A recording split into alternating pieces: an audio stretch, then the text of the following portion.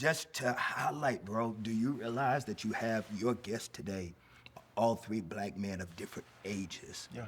And we all are in, right now, consistent therapy. Yeah. I think that is something that is a powerful nugget to just take a time out and just let it breathe. That we've all been beneficiaries of stepping out of our comfort zone and opening up that vulnerability, because black men going to therapy is still an area of taboo. It's still a great level of vulnerability, especially when you come from faith-based spaces, because you're programmed to think you can pray everything away. And so to be able to celebrate that, I commend you because I'm older than you. I commend you for doing that. I commend you for doing that because I'm older than you. I celebrate and I'm so proud to listen to two men who have their hand and their pulse on the culture and the next generation, also be able to say that I'm still a work in progress, and I'm a doctor that came through surgery on myself. And I think that is something I just want to highlight and celebrate. I don't know if you've started that journey, if you've tried it, have you? Yeah, nah. So and I think that's the point of this show, right? Well, that is fellas, it's like giving black men a space, being therapeutic in our conversation. And this feel like therapy right here. Yeah, for sure. Facts. Oh, it is. Yeah. Facts. Oh, it is. And that's the bravery that I'm talking about.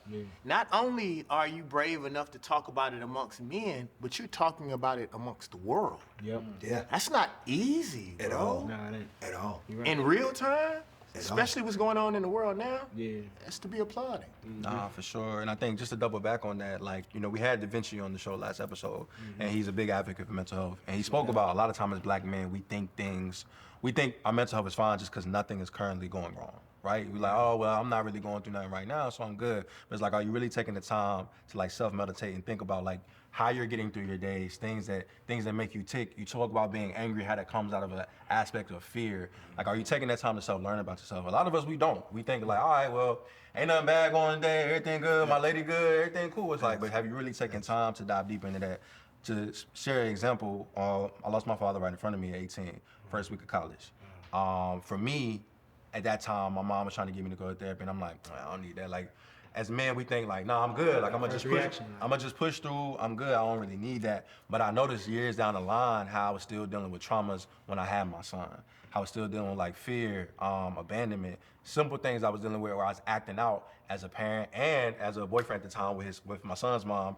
Things I was kind of like dealing with that I hadn't unpacked because I still was just putting everything to the side. It's like, all right, my daddy died, but I'm good. My grandma died, but I'm good. I've been dealing with school, things not going right in my career, but I'm good. I'm gonna continue to push through. But that's coming out of anger, right? That's coming out how I'm acting. That's coming out how I'm talking to people. That's coming out how I'm treating my loved ones, right? And it shows.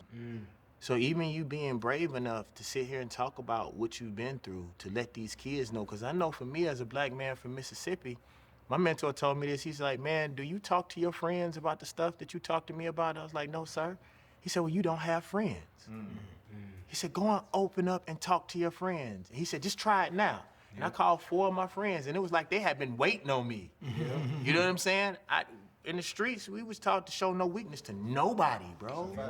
And so we carry all of this stuff on us, this backpack, and we don't have these places, especially since, like we said, therapy isn't something that's common.